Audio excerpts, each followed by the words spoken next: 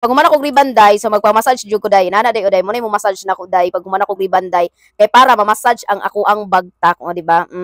So ina na feeling gwapa day o di relax. No, then higda-higda dayon. Okay kayo. Nay mo massage o. Nindot kay ni siya day nga massage day ay kay ngano imong bagtak bitaw din no kay iya jung ko anon ba.